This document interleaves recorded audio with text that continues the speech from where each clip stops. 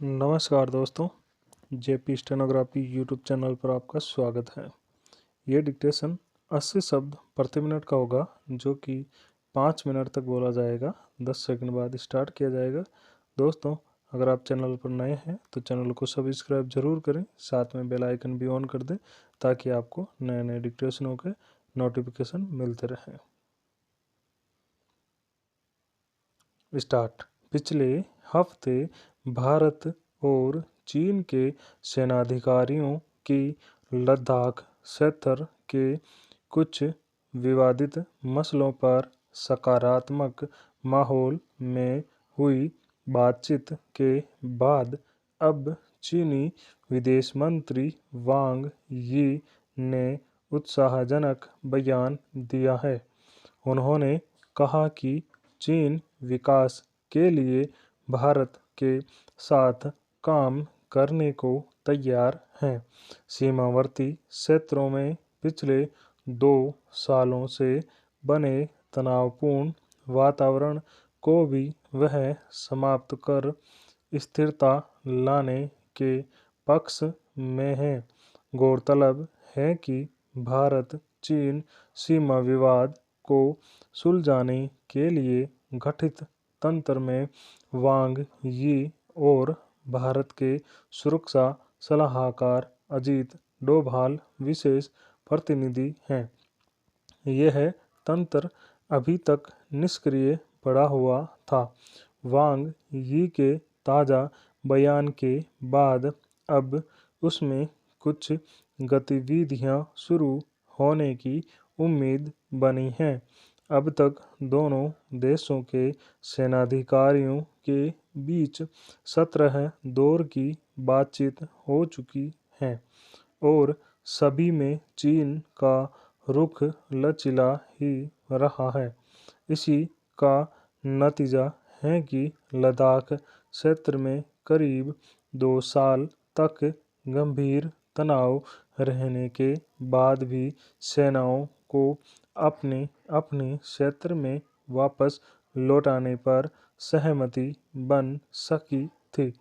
जब विदेश मंत्री के स्तर से सीमावर्ती इलाकों में स्थिरता कायम करने की बात कही गई है, इस पर जल्द ही कोई नीतिगत फैसला आने की उम्मीद की जा सकती है।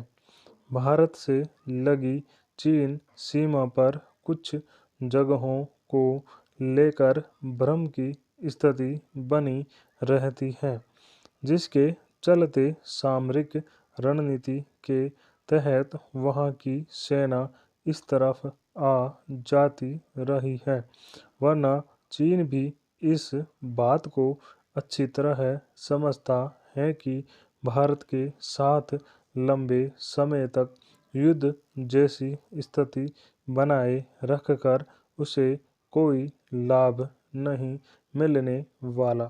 दुनिया के तमाम देश अब अपनी अर्थव्यवस्थाओं के बल पर ताकतवर बनते हैं, न कि हथियारों और सेना के शक्ति प्रदर्शन से। कोरोना महामारी ने दुनिया के तमाम देशों की आर्थिक स्थिति डावाडोल कर दी है। चीन की अर्थव्यवस्था भी लड़खड़ा गई है। लंबे समय तक बंदी रहने के कारण वहां के काम धंधों पर बहुत बुरा असर पड़ा है। ऐसे में वह अपने सबसे नज़दीकी बड़े बाजार से दुश्मनी मोल लेकर नई चुनौतियों को न्योता नहीं देना चाहेगा।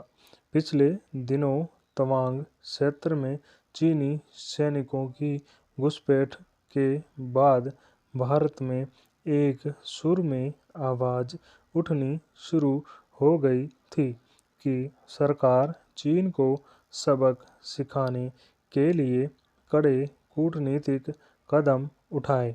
ये कड़े कदम आयात पर रोक लगाकर घरेलू बाजार को मजबूत बनाने का ही हो सकता है।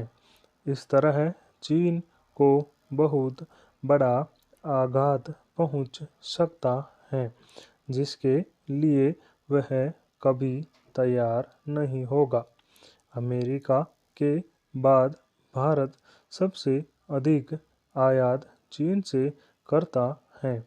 अमेरिका से चीन के रिश्ते सदा से तनातनी के हैं। स्टॉप। दोस्तों, इस डिक्टेशन का PDF लिंक डिस्क्रिप्शन में मौजूद है, आप वहां से जाके डाउनलोड कर सकते हैं। Thank you.